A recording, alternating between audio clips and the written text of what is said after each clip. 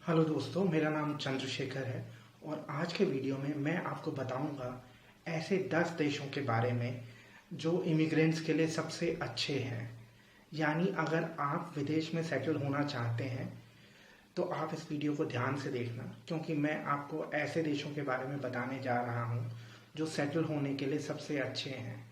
इनमें से कुछ ऐसे देश भी हैं जिनके नाम आप ऑलरेडी जानते हैं या आप प्लान कर रहे हैं वहाँ जाके सेटल होने का। तो आप इस वीडियो को ध्यान से देखना और हाँ, आप मेरे YouTube चैनल को ज़रूर सब्सक्राइब भी करना, क्योंकि मैं ऐसी इंटरेस्टिंग जानकारी वीज़ाज़ के बारे में और स्टडी अब्रॉड के बारे में या स्कॉलरशिप्स के बारे में अपने YouTube चैनल पर देता रहता हूँ। तो आइए हम बात शुरू करते हैं उन देशों की जो सेटल होने के लिए सबसे अच्छे हैं। नंबर 10 पे है फिनलैंड। फिनलैंड जो है वो यूरोप का देश है और स्कैंडिनेविया में आता है, उत्तरी यूरोप में आता है। अब देखिए, जब मैं स्कैंडिनेविया बोलता हूँ, स्कैंडिनेविया के और देश फिनलैंड के अलावा हैं स्वीडन, नॉर्वे, डेनमार्क। फिनलैंड की राजधानी हेलसिंकी है। फिनलैंड सर्दियों में बर्फ़ से ढका रहता है और एक बहुत मशहूर कंपनी है मोबाइल फ़ोन की, नोकिया, वो फिनलैंड से है। फिनलैंड की आबादी सिर्फ 55 लाख है और वहाँ के इमिग्रेंट्स की बहुत ज़्यादा ज़रूरत है। इन इमिग्रेंट्स की ज़रूरत है मेनली ऐसे स्किल्स में जैसे इंजीनियरिंग में या फिर मेडिसिन में। तो अगर आप हाईली स्किल्ड हैं और आप यूरोप का एक ऐसा देश देख रहे हैं जो फैमिली के साथ रहने के लिए अच्छा है, तो फिनलैंड बहुत ही अच्छा ऑप्शन हो सकता है रहने के लिए।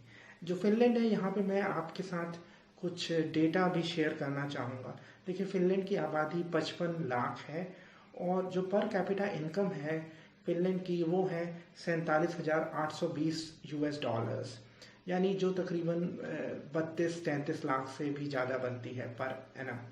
इसके अलावा जो इंडियंस की आबादी है फिनलैंड में वो है 13,500 इंडियंस फिनलैंड में रहते हैं। और पीआर की अगर हम बात करें तो 4 साल के बाद आपको फिनलैंड का पीआर मिल सकता है। तो नंबर 10 पे हमने बात की फिनलैंड की। अब हम बात करेंगे नंबर 9 की। ये एक ऐसा देश है जहाँ पे ट्यूलिप गार्डन्स हैं, आर्ट गैलरीज हैं। जी हाँ, मैं बात कर रहा हूँ नीदरलैंड्स की, जिसको हम हॉलैंड भी बोलते हैं। और हॉलैंड की बहुत ही मशहूर कंपनी है फिलिप्स, जिसके बारे में हम में से ज़्यादातर लोग जानते होंगे। अब देखिए, जो नीदरलैंड्स है वहाँ पे ऑलरेडी भारतीयों की संख्या बहुत ज़्यादा है, भारतीय मूल के लोगों की मैं कहूँ तो, क्योंकि ऐसे भारतीय मूल के लोग भी हैं जो वेस्ट इंडीज़ से आए, जैसे सूरीनाम से आए 1975 में। उसके अलावा अब इंडिया से भी लोग जा रहे हैं, सॉफ्टवेयर प्रोफेशनल्स हैं और उसके अलावा बड़ी बड़ी कंपनीज में काम करने वाले लोग हैं।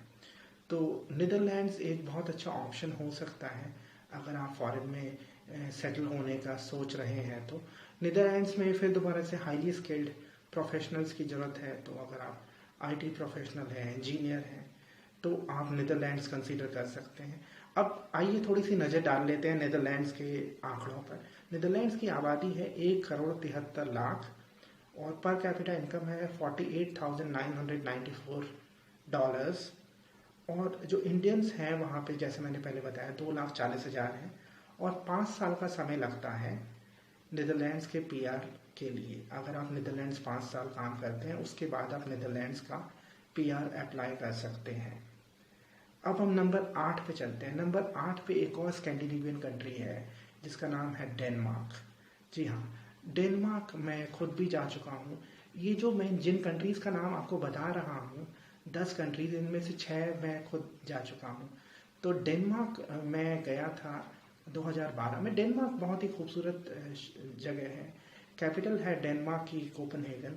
आबादी है डेनमार्क की 58.1 लाख, यानी 58.1 लाख। पर कैपिटा इनकम है 48,260 डॉलर। और हिंदुस्तानियों की जो संख्या है डेनमार्क में वो है 15,000 और पीआर मिलने में 4 साल का समय लगता है। डेनमार्क में भी हाईली स्किल्ड प्रोफेशनल्स की ज़रूरत है। तो अगर आप हाईली स्किल्ड हैं, इंजीनियर हैं या सॉफ्टवेयर प्रोफेशनल हैं, तो डेनमार्क एक बहुत अच्छा ऑप्शन हो सकता है। अब इसके बाद हम एक और चीज़ मैं यहाँ पे बताना चाहूँगा कोपेनहेगन के बारे में, क्योंकि मैं कोपेनहेगन जा चुका हूँ। देखिए, कोपेनहेगन में आधे से ज़्यादा लोग जो हैं, 50% से ज़्यादा लोग साइकिल पे ऑफिस जाते हैं। तो इतना डेवलप्ड कंट्री है, लेकिन एनवायरनमेंट फ्रेंडली है, तो लोग एनवायरनमेंट का ध्यान रखते हैं, तो वो साइकिल करके ऑफिस जाते हैं। अब देखिए, हम मूव करते हैं नंबर 7 पे। नंबर 7 पे जो कंट्री है वो है नॉर्वे। नॉर्वे अगेन एक स्कैंडिनेवियन कंट्री है जिसकी राजधानी है ऑस्लो।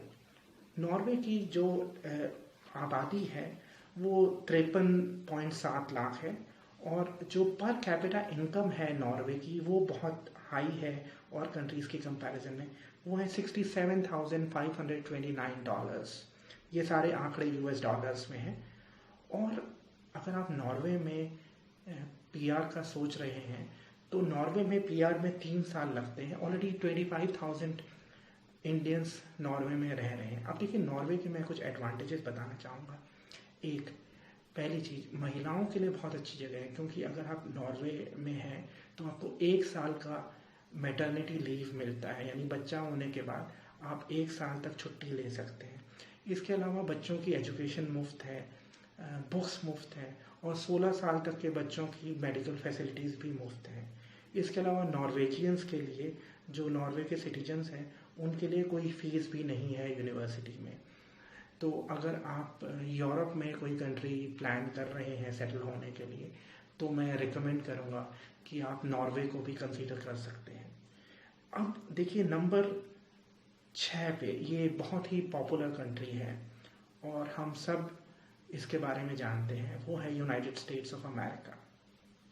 जी हाँ, यूनाइटेड स्टेट्स ऑफ अमेरिका, जिसको हम सुपर पावर बोलते हैं, और यूनाइटेड स्टेट्स की आबादी, अमेरिका की आबादी 33 करोड़ है, और हिंदुस्तानियों की आबादी US में तकरीबन 26.5 लाख है। और जो हिंदुस्तानी हैं वहाँ पे वो डॉक्टर्स हैं, इंजीनियर्स हैं, ट्रक ड्राइवर्स हैं। अगर आप डिपार्टमेंटल स्टोर्स में जाएं तो आपको इंडियंस बहुत मिलेंगे काम करते हुए। मैं खुद US में रहा हूँ, तो मुझे याद है, मैं ओहायो में रहता था, तो मेरे आसपास जो पेट्रोल पंप में काम करने वाले लोग थे वो अक्सर पंजाब से थे। और US में हिंदुस्तानियों का इमिग्रेशन 100 साल से ज़्यादा से हो रहा है। तो लेकिन अभी हुआ क्या है, सन 2017 के बाद US की जो इमिग्रेशन पॉलिसी है वो थोड़ी सी टफ हो गई है। तो US की तरफ इंडियंस का जाना कम हुआ है, और उनको एक और ऑप्शन मिल गया है। उस ऑप्शन की हम बात करेंगे इस वीडियो में आगे चलकर। लेकिन US अभी भी पॉपुलर डेस्टिनेशन है इमिग्रेंट्स के लिए। वो बात अलग है कि इमिग्रेशन लॉज टफ हो गए हैं, तो इसलिए लोग US से मुंह मोड़ रहे हैं धीरे धीरे। इसके बाद हम जो डेटा की बात करेंगे, US की जो पर कैपिटा इनकम है वो है $55,351। अब हम मूव करते हैं नंबर 5 पे। ये अगेन यूरोप का एक ऐसा कंट्री है जिसके बारे में हम सब जानते हैं। यहाँ से बड़ी बड़ी कंपनीज आती हैं कार्स की, जैसे मर्सिडीज़ है, BMW है। जी हाँ, मैं बात कर रहा हूँ जर्मनी की। देखिए, जर्मनी इमिग्रेंट्स के लिए बहुत ही फ्रेंडली कंट्री है। सन 2015 में जब रेफ्यूजी क्राइसिस हुए थे, जब बहुत बड़ी संख्या में सीरियन रेफ्यूजीज़ यूरोप की तरफ निकल पड़े थे, तो उसके बाद जर्मनी ने अपने दरवाजे रेफ्यूजीज़ के लिए खोले और 10 लाख रेफ्यूजीज़ को असाइलम दिया है। और जर्मनी में हिंदुस्तानियों की संख्या लगातार बढ़ रही है। इस समय 1,85,000 इंडियंस जर्मनी में रहते हैं। और जर्मनी में अगर आपको PR चाहिए तो 5 साल का समय लगता है, लेकिन जर्मनी बहुत अच्छी जगह है। जैसे एजुकेशन फ्री है जर्मनी में, और सोशल सिक्योरिटी सिस्टम्स बहुत अच्छे हैं जर्मनी के, तो आप जर्मनी भी कंसीडर कर सकते हैं। अब हम नंबर 4 पे जा रहे हैं, और अगेन ये एक ऐसा देश है जिसके बारे में हम सब जानते हैं, और यहाँ पे बहुत बड़ी संख्या में हिंदुस्तानी जाते रहे हैं। इस देश का नाम है ऑस्ट्रेलिया। जी हाँ, ऑस्ट्रेलिया में ऑलरेडी तकरीबन 5 लाख हिंदुस्तानी रह रहे हैं, और ये IT प्रोफेशनल्स हैं, ये टैक्सी ड्राइवर्स हैं, स्टूडेंट्स भी हैं ऑस्ट्रेलिया में बहुत ज़्यादा।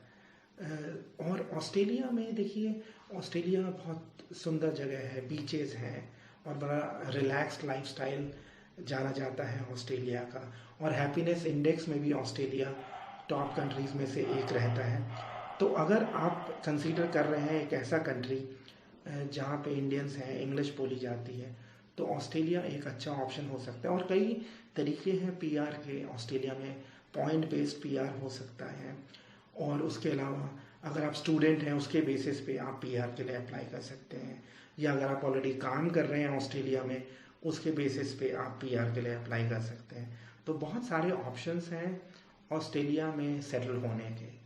अब हम जाते हैं नंबर 3 की तरफ, सॉरी। वो कंट्री है स्वीडन। देखिए स्वीडन जो है वो स्कैंडिनेविया का कंट्री, अगेन यूरोप में पड़ता है, यूरोपियन यूनियन में आता है। और जो स्वीडन है उसकी राजधानी है स्टॉकहोम। और बहुत ही प्रसिद्ध जो पुरस्कार है, नोबेल पुरस्कार, जो कुछ हिंदुस्तानियों को भी मिल चुका है, जैसे रविंद्रनाथ टैगोर को मिला था, सीवी रमन को मिला था, और अभी कैलाश सत्यार्थी को मिला है। तो वो जो नोबेल प्राइज़ है वो स्वीडन से है, और स्वीडन की राजधानी स्टॉकहोम है। स्वीडन में भी बहुत बड़ी संख्या में इमिग्रेंट्स की ज़रूरत है, बड़ा ही इमिग्रेंट फ्रेंडली कंट्री है। मैं खुद स्वीडन गया था सन 2018 में, तो इस दौरान मुझे एक रेफ्यूजी स्कूल में भी जाने का मौका मिला, जहाँ पे मुझे एक टॉक देना था। वहाँ पे जो रिफ्यूजी हैं जो असाइलम सीख कर रहे हैं स्वीडन में, उनकी क्लासेस चल रही थी, तो मुझे भी कुछ बोलना था भारत के बारे में वहाँ पे। तो स्वीडन भी एक बहुत इमिग्रेंट फ्रेंडली कंट्री। हाँ, एक बात अलग है कि वहाँ पे पेपर वर्क बहुत इंपॉर्टेंट है जब आप पीआर के लिए अप्लाई करते हैं। तो अगर आप स्वीडन में पीआर की सोच रहे हैं तो 5 साल का समय लगता है, और इस समय जो स्वीडन में 25,000 भारतीय हैं, और जो स्वीडन की पर कैपिटा इनकम है वो है $47,346। तो स्वीडन एक बहुत अच्छा ऑप्शन हो सकता है आपके लिए। अब हम मूव करते हैं नंबर 2 पे। देखिए एक ऐसा कंट्री है जहाँ पे बॉलीवुड की कई फिल्में शूट हुई, और जहाँ पे कपल्स हनीमून के लिए जाते हैं। यहाँ की चॉकलेट्स बहुत मशहूर हैं, और ये देश है स्विट्ज़रलैंड। देखिए स्विट्ज़रलैंड नंबर 2 पे है इमिग्रेंट्स की पॉपुलैरिटी लिस्ट में, और उसके रीज़न है कि स्विट्ज़रलैंड में इनकम बहुत अच्छी है, और स्विट्ज़रलैंड की 1/4 जो आबादी है वो फॉरेन बॉर्न है। और स्विट्ज़रलैंड का जो पर कैपिटा इनकम है वो भी बहुत ज़्यादा है। अगर हम इस पे नज़र डालें तो ये है $58,138 पर एनम। इसके अलावा देखिए लेकिन स्विट्ज़रलैंड में एक जो बड़ा अजीब सी चीज़ है वो ये है कि पीआर बनने में 10 से 12 साल लग सकते हैं। तो ये स्विट्ज़रलैंड के साथ बहुत बड़ा ड्रॉबैक है। लेकिन अगर आप ऐसे देश में जाना चाहते हैं जहाँ पे पहाड़, सुंदर पहाड़ हैं और सीनरी बहुत खूबसूरत है, तो स्विट्ज़रलैंड बहुत अच्छा ऑप्शन हो सकता है। स्विट्ज़रलैंड बच्चों के लिए भी बहुत अच्छी जगह है। अब हम बात करेंगे लास्ट में आपके फेवरेट कंट्री की। जी हाँ, मैं जानता हूँ क्योंकि बहुत बड़ी संख्या में लोग मुझसे कनाडा के बारे में पूछते हैं। तो इमिग्रेंट्स के लिए जो सबसे फेवरेट डेस्टिनेशन है वो है कनाडा। जो कैनेडियन प्राइम मिनिस्टर हैं जस्टिन ट्रूडो, उन्होंने कहा था डाइवर्सिटी इज़ आवर स्ट्रेंथ, यानी अनेकता हमारा बल है, या हमारे देश के लिए बल है। तो ये कनाडा के मल्टीकल्चरल एनवायरनमेंट को रिफ्लेक्ट करता है। एक और चीज़, 2018 में जो express entry PR permits issue हुए थे 92,000, उसमें से 43% इंडियंस को इशू हुए थे। इंडियंस के बीच में बहुत फेवरेट, बहुत पॉपुलर डेस्टिनेशन है कनाडा। पिछले साल कनाडा ने 1,39,000 इंडियंस को वीज़ा दिए हैं, और कनाडा में बहुत बड़ी संख्या में इंडिया के लोग हैं। कनाडा में इंडियंस की आबादी इस समय 17 लाख है, और ये लगातार बढ़ती जा रही है। अब कनाडा में अगर हम पीआर की बात करें तो बहुत सारे पाथवेज हैं पीआर के। अब जैसे पॉइंट बेस्ड पीआर है, उसके अलावा अगर आप स्टडी परमिट पे जाते हैं उसके बाद आप पीआर के लिए अप्लाई कर सकते हैं। आप वर्क परमिट के बेसिस पे पीआर के लिए अप्लाई कर सकते हैं। अगर आप कोई अपना काम खोल रहे हैं कनाडा में, उसके बेसिस पे आप पीआर के लिए अप्लाई कर सकते हैं। अगर आपको वहाँ से जॉब ऑफर मिलता है और LMIA आ जाती है, उसके बेसिस पे आप कनाडा के लिए अप्लाई कर सकते हैं पीआर के लिए। तो इनफैक्ट एक और चीज़ मैं यहाँ पे बताना चाहूँगा, जो कनाडा के करेंट मिनिस्टर ऑफ डिफेंस हैं, उनका नाम है हरजीत सिंह सज्जन। वो पंजाब से हैं, he was born in Punjab, और जब वो 5 साल के थे तो वो कनाडा चले गए। तो ये रिफ्लेक्ट करता है कि कनाडा कितना डाइवर्स कंट्री है। वहाँ के करेंट डिफेंस मिनिस्टर भारतीय मूल के हैं। तो ये मैंने आपको बताया उन 10 कंट्रीज़ के बारे में जो इमिग्रेंट्स के लिए फ्रेंडली हैं। मुझे उम्मीद है कि आपको ये वीडियो पसंद आया होगा, और अगर आपके कोई सवाल हैं इस वीडियो के बारे में तो आप फ़ोन कर सकते हैं, या व्हाट्सएप पे हमसे कांटेक्ट कर सकते हैं, या फेसबुक पे हमें लिख सकते हैं। प्लीज़ मेरे यूट्यूब चैनल को ज़रूर सब्सक्राइब करिएगा। वीडियो देखने के लिए धन्यवाद।